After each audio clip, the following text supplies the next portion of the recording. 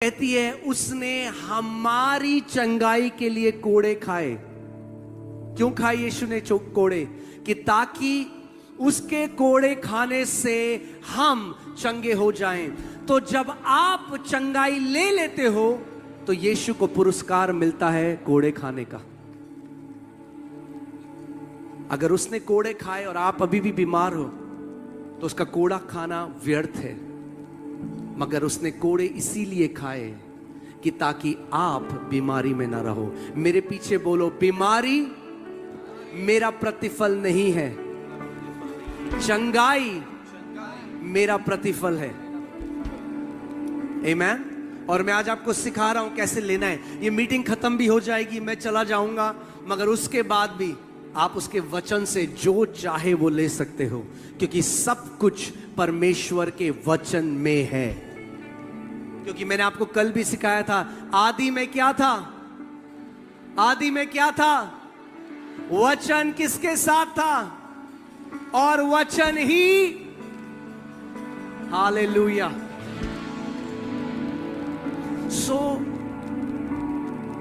कई लोग, कई मसीह जो हैं वो गिड़गिड़ाते हैं। मैंने आपको कल भी बताया था, हमें गिड़गिड़ाने की जरूरत नहीं है। परमेश्वर ने भिखारियों को नहीं बुलाया है, उसने बेटे और बेटियों को बुलाया है।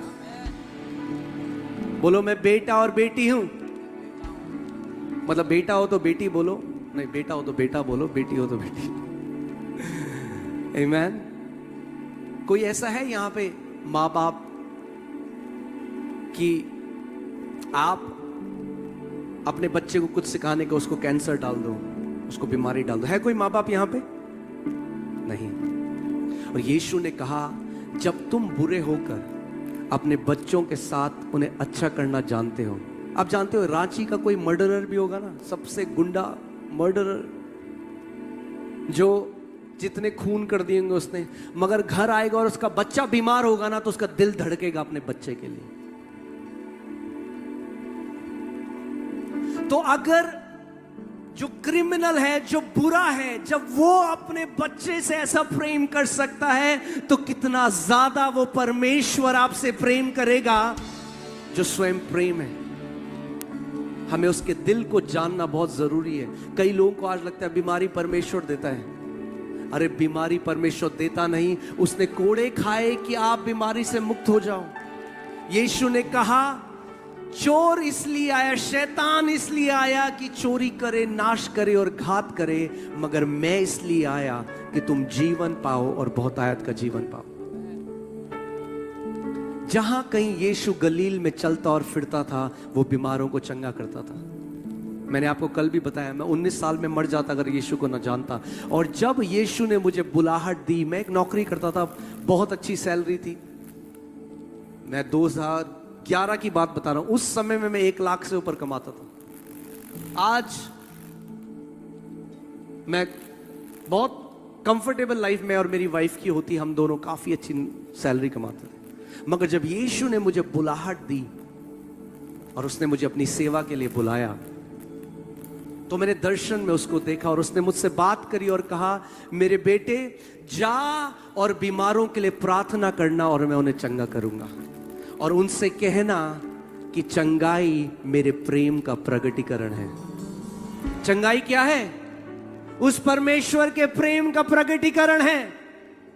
यीशु क्यों चंगा करेगा? क्योंकि वो आपसे प्रेम करता है। कई माँ बाप ऐसे हैं, अगर उनके बच्चे को कोई लाइलाज बीमारी हो जाए, कई माएँ जो आती हैं वो मुझे कहती हैं, मैं परमेश्वर को बोलती हूं कि ये बीमारी मुझे लग जाए मगर मेरा बच्चा ठीक रहे। कई पिता ये बोलते हैं, मुझे बीमारी लग जाए मगर मेरा बच्चा ठीक हो जाए, क्योंकि एक माता और पिता का हृदय है, क्योंकि वो हमारा पिता है। इसीलिए बाइबल कहती है उसने हमारे रोगों को सह लिया, हमारी बीमारियों को उसने उठा लिया, कि ताकि उसके कोड़े खाने से हम चंगे हो जाएं। आज मैं चाहता हूं ध्यान धरकर आप मेरी बात सुनो, क्योंकि कुछ समय में मैं यहां से चला जाऊंगा, मगर मैं यहां आपको बताने आया हूं कि आपका स्वर्गीय पिता कितना भला है। आपको गिड़गिड़ाने की जरूरत नहीं। आप जानते हैं, एक दिन मैं उपवास प्रार्थना कर रहा था, जब मैं ये नहीं जानता था, जब मेरे जीवन में ये प्रकाशन नहीं था, मैं गिड़गिड़ा रहा था, प्रभु तू कब करेगा, प्रभु तू कब करेगा। मैं गिड़गिड़ा रहा था, मैं उपवास और प्रार्थना कर रहा था, और परमेश्वर ने उस समय मुझे करेक्ट किया और बोला, stop trying to convince me, मुझे आप मनाना बंद कर। प्रभु ने कहा, मैं तो पहले से माना हुआ हूं तेरे लिए, तेरा हृदय है जो मेरे लिखित वचन को नहीं मानता। यीशु ने क्या कहा, अगर तुम विश्वास करोगे तो परमेश्वर की महिमा को देखोगे। मैं आज आपको एक उदाहरण बताता हूं। सोचो कि एक व्यक्ति है, उसका बच्चा मर रहा है और डॉक्टर ने बोला 10 लाख का इंजेक्शन है, अगर आज नहीं लाया तो तेरा बच्चा मर जाएगा। वो अपने सारे रिश्तेदारों के पास जा रहा है, दोस्तों के पास जा रहा है, गिड़गिड़ा रहा है उनसे, मुझे 10 लाख दे दो, मेरा बच्चा मर रहा है। वो नहीं जानता कि वो देंगे नहीं देंगे, इसलिए वो गिड़गिड़ा रहा है, भीख मांग रहा है। ये पहला सिनेरियो है, ये पहला है जो, जैसे कई लोग आज परमेश्वर सामने गिड़गिड़ाते हैं, वो सोचते हैं हम गिड़गिड़ाएंगे तो प्रभु सुनेगा। और दूसरा सिनेरियो सोचो, जिसमें एक उसका दोस्त है, उसने उसको फोन किया और बोला, परमेश्वर ने मेरे मन में डाला, मैं तुझे 10 लाख देना चाहता हूं, तो मंडे को मेरे घर पे आ जाना और 10 लाख ले लेना। अब मैं आपसे पूछना चाहता हूं, क्या उसे अब गिड़गिड़ाने की जरूरत है?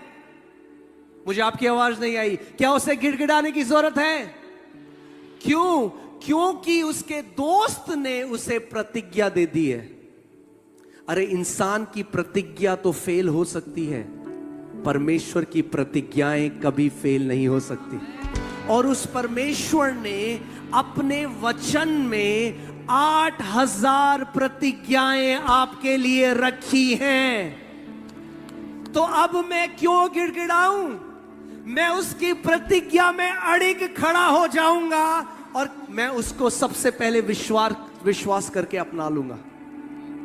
मैंने आपको क्या बताया था, जब मैं कर्जों के अधीन था, बीमार था, तो मैं किसी के सामने गिड़गिड़ाने नहीं गया, भीख मांगने नहीं गया। मैंने इफिसियों 3 पकड़ा, जो एक प्रतिज्ञा है, और उस पर दिन और रात मनन करने लग गया। मैंने कल भी आपको बताया था, जय में चलने का जो सीक्रेट है वो है वचन को पकड़ लेना और उस पर दिन रात मनन करना और उसकी घोषणा करना। नीति वचन 18:21 में लिखा है कि मनुष्य की जीभ में मृत्यु और जीवन दोनों है, और जो उसको इस्तेमाल करना जानता है वही उसका फल भी खाएगा। यानी अगर आप मृत्यु की घोषणा करते हो तो मृत्यु को देखोगे, अगर आप जीवन की घोषणा करते हो तो जीवन को देखोगे। आपके पास चुनाव है। और जब मैंने इफिसियों 1:3 लिया और सुबह और शाम उसकी घोषणा करने लगा, उस पर मनन करने लगा, blessed be the God and father of my Lord Jesus Christ, who has blessed me with every spiritual blessing in the heavenly places in Christ Jesus. सुबह और शाम हजारों बार। क्या हुआ? क्योंकि प्रतिज्ञा पहले से है। आप सोचो, उसके दोस्त ने कहा मंडे को आकर मुझसे ले लेना, एक प्रतिज्ञा है। मगर अगर केवल उसके दोस्त ने प्रतिज्ञा दी तो क्या उसको अपने आप से मिल जाएगा 10 लाख? नहीं, उसको जाकर उस प्रतिज्ञा में खड़े होकर विश्वास के साथ लेना पड़ेगा। क्योंकि परमेश्वर का देना एक बात है, मनुष्य का लेना दूसरी बात है। क्योंकि बाइबल कहती है परमेश्वर ने जगत से इतना प्रेम किया कि अपना इकलौता पुत्र दे दिया। क्या परमेश्वर अपने पुत्र को दोबारा देगा आप जगत के लिए? बताइए मुझे। परमेश्वर ने अपने पुत्र को दे दिया। किसके लिए दे दिया? जगत के लिए दे दिया। पर क्या पूरे जगत ने उद्धार पाया? नहीं। उद्धार किसने पाया? यूहन्ना 1:12 में लिखा है, परंतु जितनों ने उसे ग्रहण किया। ध्यान से सुनना, परमेश्वर ने जगत के लिए अपने पुत्र को दे दिया, ये एक बात है, मगर जितनों ने उसे ग्रहण किया उसे परमेश्वर ने अपनी संतान होने का अधिकार दिया। यानी परमेश्वर का देना एक बात है और आपका लेना दूसरी बात है।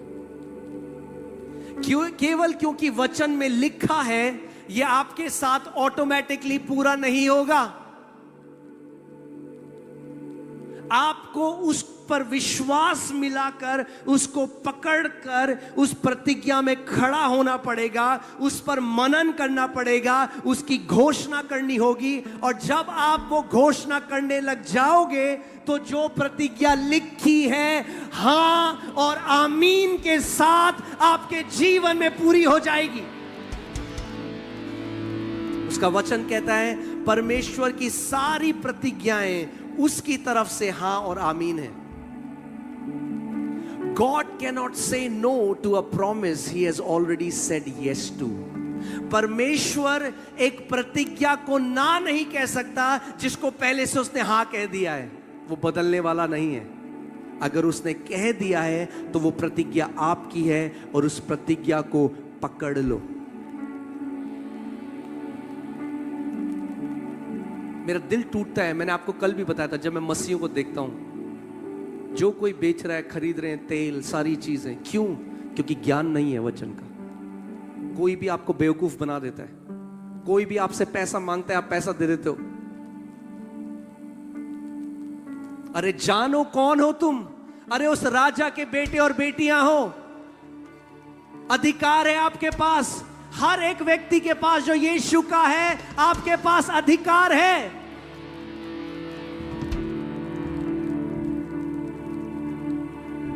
रांची में आपको वही अधिकार के बारे में सिखाने आया हूं कि जो अधिकार परमेश्वर ने मुझे दिया है वही आपके पास भी है।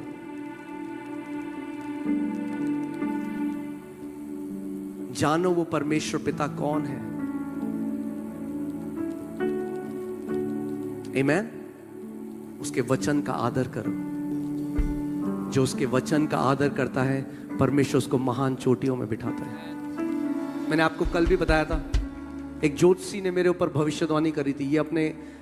मैं एक छोटे से गांव या शहर में मेरा जन्म हुआ, बोला ये यहां से बाहर नहीं जाएगा। परमेश्वर 30 से ज्यादा देशों में मुझे ले गया। मैं ढूंढ रहा हूं ज्योतिषी को।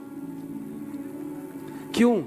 जो वचन पर मनन करते हैं, उसका वचन आप जानते हो, वचन कहता है धन्य है वे जो यहोवा के वचन पर दिन और रात मनन करते हैं।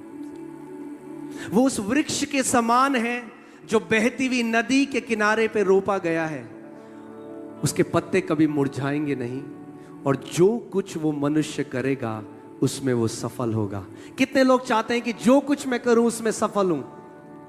तो आपको किसी की सिफारिश करने की जरूरत नहीं है। आपको किसी को मक्खन मलाई लगाने की जरूरत नहीं है। आपको केवल वचन को आदर करके मनन करने की जरूरत है।